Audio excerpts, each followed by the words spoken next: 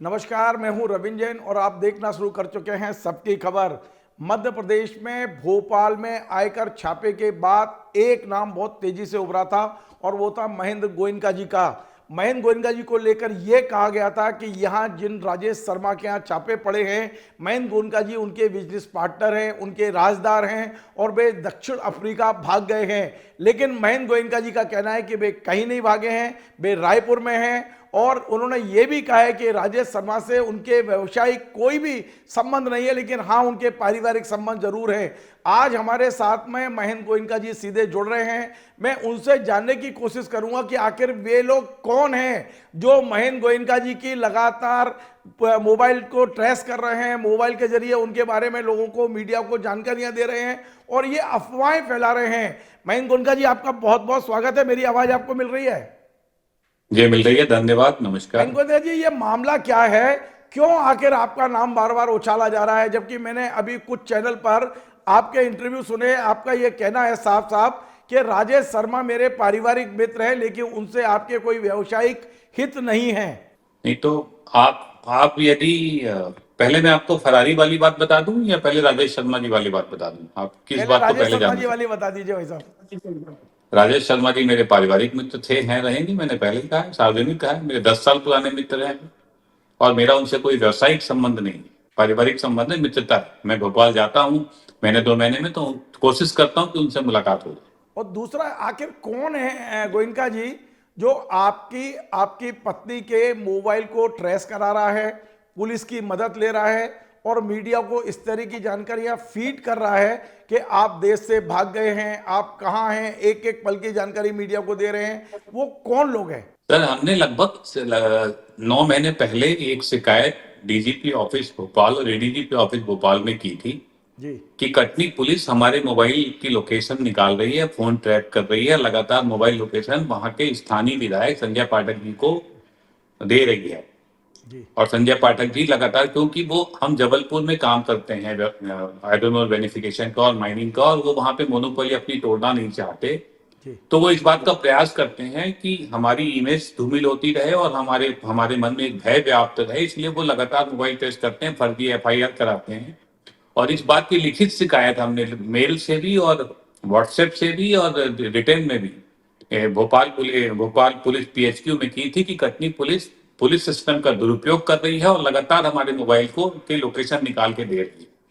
तो इनके कोई प्रतिनिधि हैं, अपने आप को पत्रकार कहते हैं पर हैं वो उनके छोटे से कर्मचारी, संतोष उपाध्याय उनका नाम है। जी तो जब ये छापा पड़ा, उनको पता चला कि राजेश शर्मा जी के मित्र हैं, तो उन्होंने हमारी मोबाइल लोकेशन निकाली। तो मैं 16 से 20 क्योंकि विदेश में था, तो उन्होंने सभी मीडिया हाउस को ये बताया कि मैं फरार हूँ और ये मोबाइल लोकेशन निकालने में कटनी पुलिस की भूमिका है पूरी की पूरी। और नॉट ओनली दिस टाइम, ये इंटरनेट, ये वेबसाइट पे या उनका जो भी पोर्टल होगा उस पर रिकॉर्ड मौजूद होगा कि पिछले 1 साल में मेरी 100 बार लोकेशन निकाली होगी। मैं आपको भोपाल की घटना बताता हूँ। जी हम मैरिज होटल में भोपाल में बैठे हुए थे, किसी बिजनेस पार्टनर के साथ मीटिंग कर रहे थे, जी तो संजय पाठक जी के एक चार्टर्ड अकाउंटेंट का उनके पास फोन आया मेरे मित्र के पास में जी कि आप लोग मैरिज की लॉबी में बैठे हुए हैं। तो इस तरीके से पुलिस उनको लोकेशन देती है, सैकड़ों बार भी होगी और रिकॉर्डेड है। मतलब हो सकता है इस मामले में कई पुलिस कर्मचारियों को जेल हो जाए, उन्होंने इतनी बार लोकेशन संजय पाठक जी को दी है। तो उनका काम ही यही है, ये पुलिस इसमें इन्वॉल्व है और विधायक भी इन्वॉल्व है। जी जी।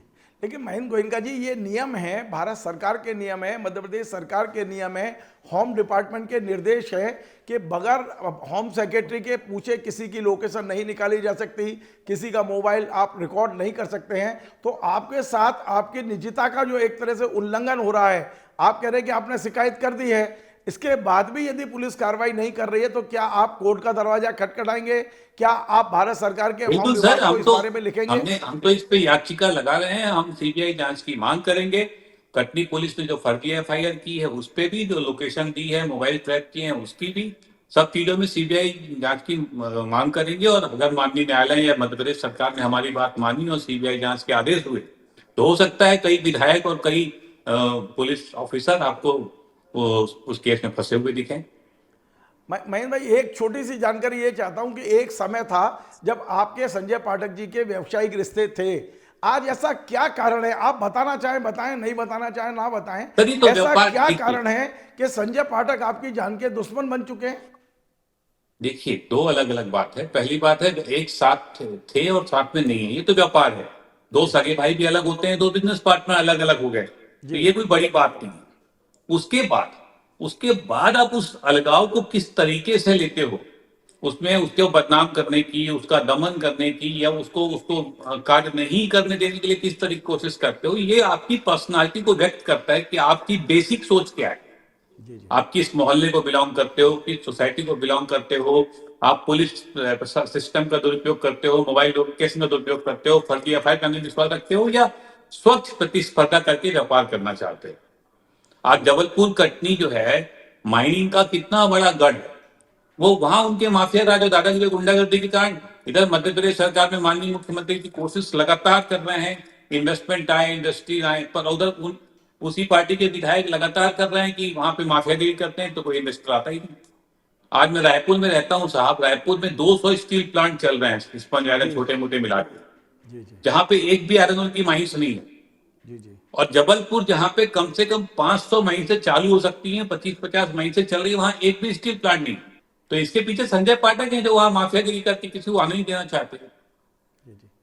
मतलब अब मैं ये मान सकता हूं कि आप मध्य प्रदेश में कटनी में या जबलपुर के आसपास व्यवसाय करना चाहते हैं, लेकिन संजय पाठक जी आप सहित आप जैसे तमाम लोगों को वहां एंट्री नहीं लेने दे रहे, या आपको जानबूझकर ऐसा माहौल बना रहे कि आप वहां ना आ सकें?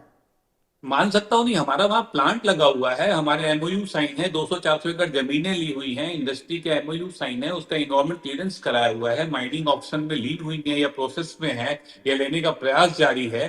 पर वो नॉट ओनली मी, किसी को भी नहीं आने देना चाहते। ऐसा होता है। महेंद्र भाई एक जानकारी और चाहता हूं कि भोपाल में जो इनकम टैक्स रेड हुई थी उसके बाद कुछ अखबारों में मीडिया में खबर आई थी कि राजेश शर्मा जी की मदद से संजय पाठक जी ने भोपाल में सहारा की जमीनें खरीदी, उन्होंने भोपाल में खरीदी, कटनी में खरीदी, जबलपुर में खरीदी। इस संबंध में आपको कोई जानकारी है? क्योंकि उन पर बड़े गंभीर आरोप लग रहे हैं कि उन्होंने लगभग 500-700 करोड़ रुपए का फायदा लिया इसमें।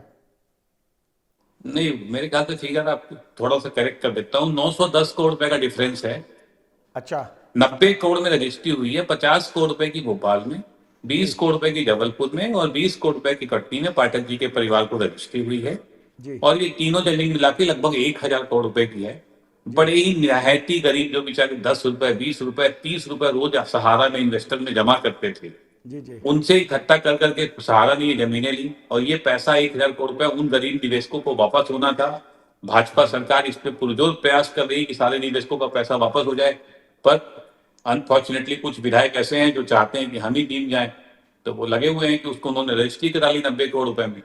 जी जी ये है बात। जी। एक जानकारी और अंतिम में ये चाहता हूं कि ये राजेश शर्मा जी आपके मित्र थे, और खबर ये, मित्र थे नहीं मित्र हैं, और खबर ये आ रही है कि ये जमीन के सारे सौदों में राजेश शर्मा जी की भूमिका है। कौन से सौदों में? ये जो सहारा से उन्होंने जो जमीनें ली हैं, नहीं संजय नहीं, पाठक के परिवार के नाम जो रजिस्ट्रियां राजेश हुई शर्मा हैं। जी को उन्होंने, राजेश शर्मा जी कॉन्ट्रैक्टर का काम करते हैं, ये मेरी जानकारी में है, उन्होंने उनको उनका बाउंड्री बनाने का काम दिया था। जी सौदों में राजेश शर्मा की कोई भूमिका नहीं। बहुत बहुत धन्यवाद। और ऐसा कोई सवाल जो मुझसे छूट गया हो और आप बताना चाहते हो मेरे दर्शकों, तो आपका स्वागत है। नहीं नहीं, मैं यही बताना चाहता हूं कि ये तो पूरा माइनिंग माफिया राज चल रहा है, जी और माननीय मुख्यमंत्री जी के संज्ञान में ये विषय नहीं है। जी तो मैं चाहता हूं कि कटनी पुलिस की भूमिका की, और जबलपुर में इस माफिया राज जो जबलपुर कटनी में उनकी जो गुंडागर्दी दादागिरी चलती है, और ये जो सिस्टम का वो दुरुपयोग करते हैं, जी जी और ये जो सहारा की जब जब गरीब निवेशकों का पैसा यहाँ वहां हो गया, ऐसा ऐसे जो भी चीजें होती हैं, इनकी अच्छे से जांच होनी चाहिए और उस पर कार्रवाई होनी चाहिए। नहीं तो क्या आप मध्य प्रदेश के मुख्यमंत्री से मिलकर उन्हें बताने की कोशिश करेंगे? आपने समय मांगा है क्या? मैं मांगने की कोशिश करूंगा और उनको बताने की पूरी कोशिश करूंगा, क्योंकि अभी पानी सर से ऊपर गया। अभी मेरी police location, not only me, मेरी वाइफ की मोबाइल लोकेशन निकाल के और पेपरों में छपवा दिया गया। तो मैं बिल्कुल प्रयास करूंगा इस बात का कि माननीय मुख्यमंत्री से समय है, और उनको करबद्ध निवेदन करूंगा कि मेरी सुनवाई कर उन अधिकारियों पर कार्रवाई जरूर हो जिन लोगों ने यह मोबाइल लोकेशन पाठक जी को दी और पाठक जी ने मीडिया में छपवाई। चलिए बहुत बहुत धन्यवाद महेंद्र भाई, आप हमसे जुड़े, और धन्यवाद। जरूरत होगी तो मैं फिर से आपको जोड़ने की कोशिश करूंगा। बहुत बहुत धन्यवाद। तो ये थे महेंद्र गोयनका जी, जिनका सीधा सीधा आरोप है कि संजय पाठक कटनी जबलपुर में नए उद्योग नहीं आने देना चाहते, वहाँ मिनरल वाले जो व्यापारी हैं, जो उद्योगपति हैं, उन्हें नहीं आना देना चाहते। तमाम सारे गंभीर आरोप उन्होंने लगाए हैं। संजय पाठक जी भी इस संबंध में कुछ कहना चाहेंगे तो मैं उन्हें भी अपने चैनल पर लाकर दिखाने की कोशिश करूंगा। आपको हमारा कार्यक्रम पसंद आए तो आप इसे शेयर करें, लाइक करें, कमेंट करें और आपसे बार बार निवेदन है हमारे इस चैनल को सब्सक्राइब अवश्य करें। धन्यवाद।